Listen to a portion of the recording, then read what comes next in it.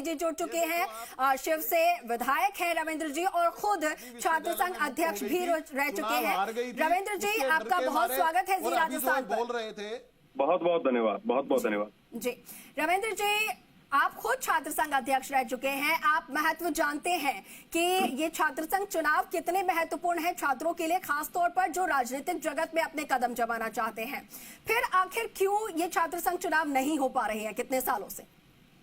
देखिए, छात्र राजनीति बहुत जरूरी है और मुझे लगता है कि जो नए युवा हैं, जो साधारण परिवार से आते हैं, उनको अगर राजनीति में आना है तो सबसे बड़ी पाठशाला जो है वो छात्र राजनीति के माध्यम से वो यहाँ आ सकते हैं। और निश्चित रूप से छात्र संघ चुनाव होने चाहिए। पिछले साल पूर्ववर्ती सरकार ने जो बंद किए और उसके बाद में तमाम छात्र नेताओं ने, छात्र संगठनों ने जो आवाज उठाई, मैं उन सभी को धन्यवाद भी दूंगा। और मैं आपके चैनल के माध्यम से तमाम उन युवाओं से निवेदन करूंगा कि आप सड़कों पे आओ, घर पे बैठे बैठे, और ट्विटर और सोशल मीडिया, फेसबुक, व्हाट्सएप पे चुनाव शुरू नहीं होंगे। इसके लिए छात्र नेताओं को सड़क पे आके अपनी आवाज को मजबूती के साथ में रखना पड़ेगा, लड़ाई लड़नी पड़ेगी। और निश्चित रूप से हम लोगों की जहां जरूरत रहेगी, हम सब, क्योंकि विधायक बाद में है, पहले पूर्व छात्र संघ अध्यक्ष है, छात्र राजनीति से निकले हुए हैं, निश्चित रूप से एक अलग लगाव हमारा है। तो जहां कहीं ये युवा आदेश करेंगे, इनके साथ मजबूती के साथ हम खड़े रहेंगे।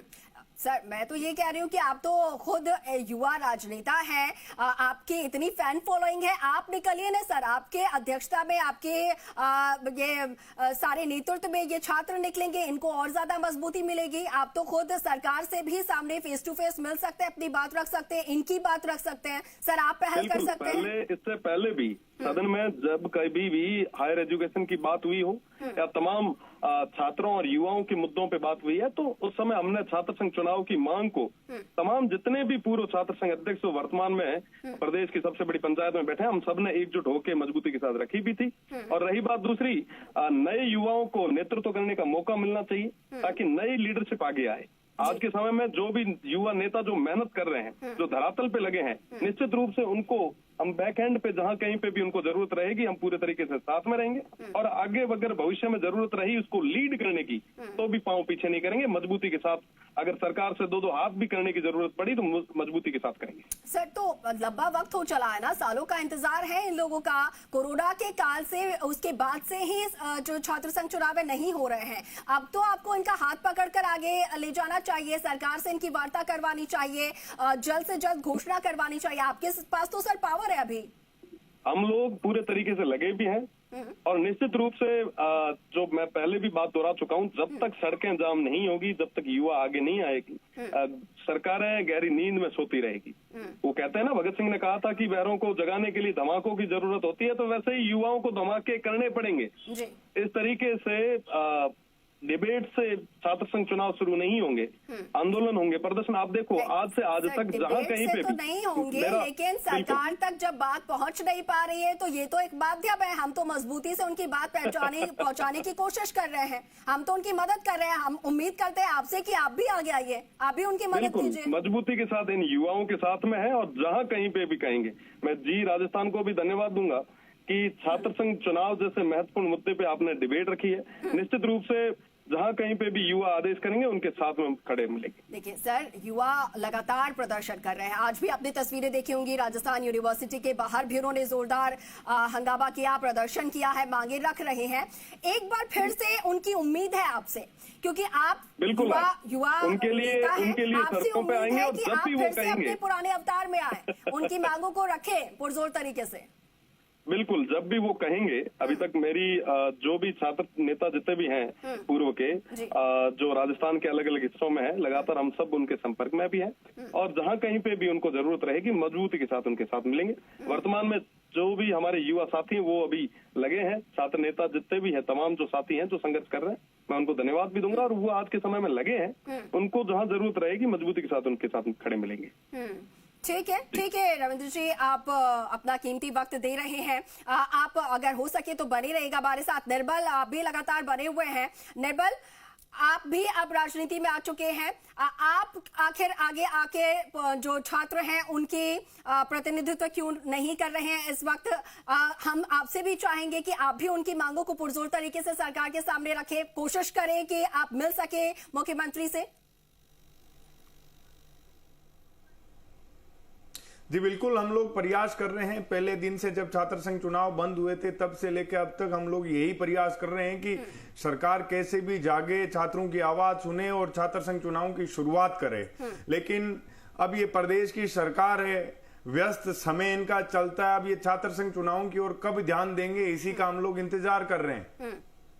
नहीं, लेकिन अगर सरकार अगर व्यस्त चल रही है तो सरकार में जो काम करने वाले लोग हैं वो भी तो वहीं से निकले हैं। आप अभी खुद नाम गिनवा रहे थे रिबल कि ये जो गजेंद्र सिंह शेखावत की बात करें, अशोक गहलोत की बात करें, ये तमाम जो बड़े नेता हैं वो भी उन्होंने भी पहले अपने जो कदम रखे थे वो छात्र राजनीति के सीढ़ियों पर ही रखे थे, उसके बाद ही वो इसमें मुख्य धारा में आए हैं।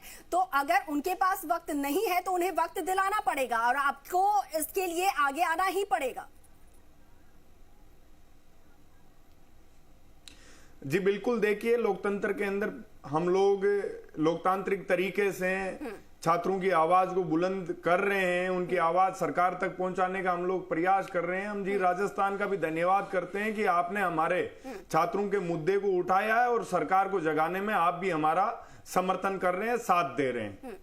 बिल्कुल, हम समर्थन कर रहे हैं। हमारी कोशिश यही है कि आपकी बात जो कि सरकार तक नहीं पहुंच पा रही थी वो पहुंचे। अच्छा, रविंद्र जी भी हमारे साथ लगातार जुड़े हुए हैं। रविंद्र जी, आप फिर युवाओं को भरोसा दिला रहे हैं, जो तमाम यूनिवर्सिटीज जो कि इंतजार कर रही हैं छात्र संघ चुनाव का, उनको भरोसा दिला रहे हैं कि जब भी उनको जरूरत होगी आप उनके साथ खड़े होंगे?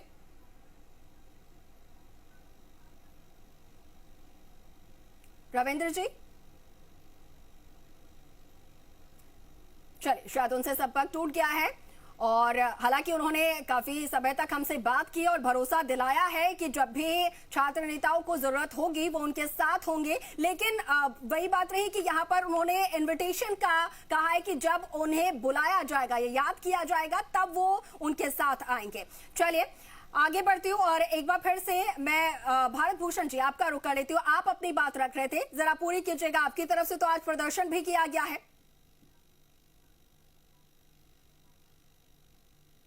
जी बिल्कुल, हमने प्रदर्शन पिछली साल भी किया था, इस बार भी करेंगे। सरकार अगर सकारात्मक निर्णय नहीं लेती है तो छात्र संघ चुनाव के लिए हम आगे भी आंदोलन करेंगे। लेकिन जो अभी कांग्रेस के प्रवक्ता कह रहे थे वो शायद भूल गए बीच में बताना कि चुनाव अशोक गहलोत जी ने बंद किए थे। और जो एनएसयूआई के जो लोग हैं और जो अशोक गहलोत जी हैं, इनको छात्र संघ चुनाव की याद आ रही है। जो कुर्सी छोड़ नहीं पा रही थी, जनता ने छुड़वा के जोधपुर भेजने के बाद जो सत्ता का नशा उतरा है ना, वो देखने लायक है। और वो ट्विटर खेल रहे हैं। इनको लोगों को बिल्कुल बेशरम, एनएसयूआई को और कांग्रेस को लोगों को शर्म आनी चाहिए। ये एनएसयूआई के लोग बोलते हैं हमने भी आंदोलन किया। ये छात्र संघ चुनाव के बंद होने के 5 दिन के बाद उस समय के एनएसयूआई के प्रदेश अध्यक्ष और माननीय मुख्यमंत्री उस समय के एक मंच पे साथ थे। ये लोग इतनी झूठ बोलते हैं और ये उन्हीं प्रदेश और कितना गजब का तर्क देते कि हमने सरकार के खिलाफ आंदोलन किया। इनका एनएसयूआई का प्रदेश अध्यक्ष कांग्रेस की टिकट से विधायक का चुनाव लड़ लेता है। आप देखिए छात्रों को कितना गुमराह करने की कोशिश करते हैं। और चुनाव इसलिए बंद हुए थे, ये देखिए आप, पूरे प्रदेश में एनएसयूआई हर विश्वविद्यालय में छात्र संघ चुनाव हार गई थी। अशोक गहलोत जी को किसी भी प्रकार, किसी भी कैसे एन केन प्रकार से सत्ता चाहिए थी, उसके डर के मारे चुनाव बंद कर दिए। और जो अभी जो मेरे साथ 2 पूर्व छात्र संघ अध्यक्ष बैठे हैं, इन दोनों भाइयों से मैं पूछना चाहता हूं, आप उस समय अध्यक्ष थे, आपने आज तक किसी आंदोलन में अगर भाग लिया हो, किसी आंदोलन में गए हो तो बता दो। मीडिया में आके बोलने से कुछ नहीं होता कि हम छात्रों के साथ हैं, रहेंगे कभी। और इनविटेशन की आज से पहले तो कभी नहीं बुलाया, तब तो चुनाव